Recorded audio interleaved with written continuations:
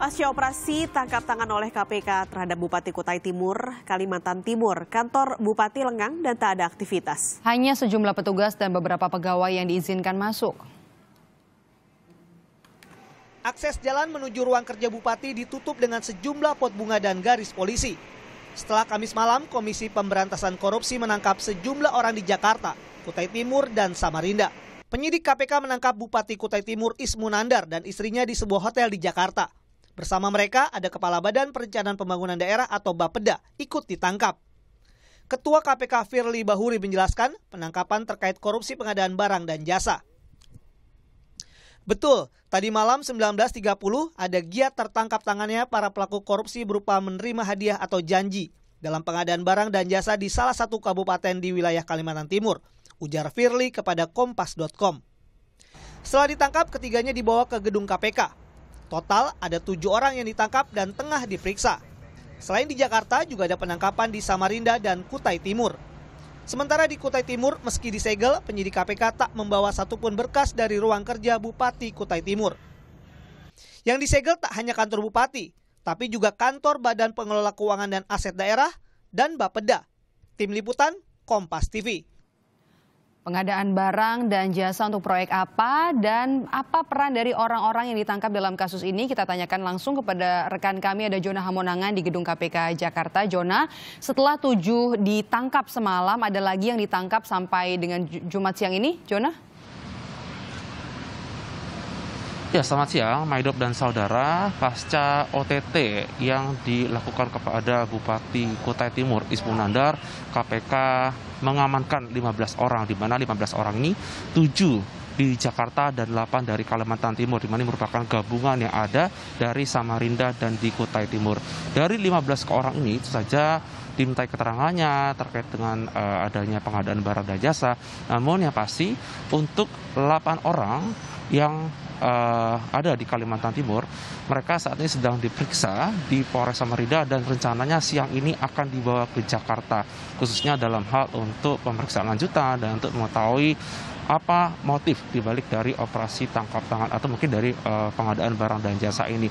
Dari 15 orang ini sendiri, sebenarnya dari pihak KPK, mereka sudah memberikan peringatan langsung. Ini terjadi ketika KPK melakukan kunjungan ke daerah Kalimantan Timur, agar jangan sampai jajaran di bawahnya, yaitu di kabupaten, melaksanakan tindak pidana, apakah seperti penggelapan atau korupsi, di mana Kalimantan Timur ini merupakan daerah yang cukup kaya terhadap dari sumber daya alam. Dari operasi penangkapan ini merupakan salah satu puncak keberhasilan, khususnya di kepemimpinan Ketua KPK Firly Bahuri, di mana merupakan operasi tangkap tangan keempat.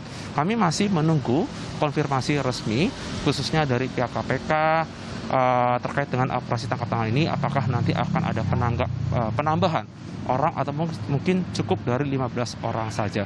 Berikut adalah pernyataan dari Ali Fikri, yaitu juru bicara KPK terkait dengan statement dari 8 orang yang diamankan di Kalimantan Timur. Jumlah orang yang diamankan di Jakarta ada 7 orang, dan ke-7 orang tersebut saat ini sudah berada di gedung KPK untuk dilakukan pemeriksaan lebih lanjut.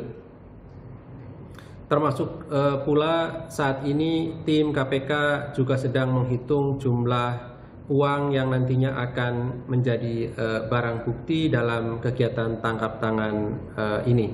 Di antaranya adalah Bupati Kutai Timur beserta istrinya dan beberapa pejabat di lingkungan pemerintahan Kutai Timur dan pihak-pihak lain. Diamankan di Samarinda dan Kutai Timur ada 8 orang, dan saat ini sedang dilakukan pemeriksaan di Kepolisian Resort Samarinda, yang nantinya setelah itu akan dibawa ke Jakarta pada siang hari ini. Dari para pejabat di lingkungan pemerintahan Kutai Timur dan pihak swasta. Maidop. Ya, Jona, kalau kita mengutip dari apa yang disampaikan oleh Ketua KPK, kasusnya ini terkait dengan pengadaan barang dan jasa. Nah, untuk proyek apa dan juga peran mereka yang ditangkap apa saja, Jona? Ya, Maidop, untuk khususnya kasus yang terjadi di OTT ini, pihak KPK sendiri sampai saat ini belum mengeluarkan rilis resmi apakah penggelapan dari proyek ini berkaitan dengan adanya mungkin proyek tertentu atau spesifik. Namun dari data yang kami dapatkan untuk OTT khususnya dari penggelapan dari proyek ini diduga ini merupakan salah satu proyek yang ada di PMK Kutai Timur. Apakah ini merupakan sebuah proyek dari tahun anggaran 2020 atau mungkin tahun sebelumnya, kami masih akan terus mencari tahu. Yang pasti nanti pukul 15 WIB atau pukul 3 sore, pihak KPK rencananya akan menggelar konferensi pers bersama dengan para pimpinan terkait dengan kejelasan dan juga terkait dengan status dari terperiksa Bupati Kutai Timur. Pihak KPK sendiri sampai saat ini juga belum bisa mengkonfirmasi berapa jumlah kerugian, baik dari ketika mungkin uang yang didapat dari operasi tangkap tangan dan juga berapa kerugian lainnya. Pihak KPK juga mengamankan khususnya dari tempat atau mungkin lokasi dari terjadinya OTT dalam rangka untuk pemeriksaan lanjutnya.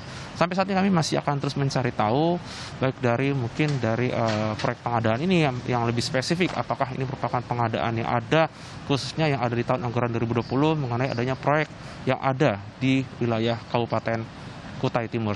Dan juga untuk dari 15 orang yang diamankan oleh pihak KPK, baik dari 7 yang di Jakarta dan 15 ini gabungan, tidak hanya dari Bupati Kutai Timur dan istrinya yang juga sehari-hari menjabat sebagai Ketua DPRD, tapi juga diamankan para pejabat, baik dari kepala dinas dan juga diamankan dari pihak swasta yang diduga ikut serta atau mungkin turut campur dalam tindak pidana, baik dari mungkin proyek, dana, dan pihak lainnya yang diduga ikut serta dalam OTT atau operasi tangkap tangan ini. Maidop. Terima kasih laporan Anda, Jona Hamonangan, melaporkan langsung dari gedung KPK Jakarta.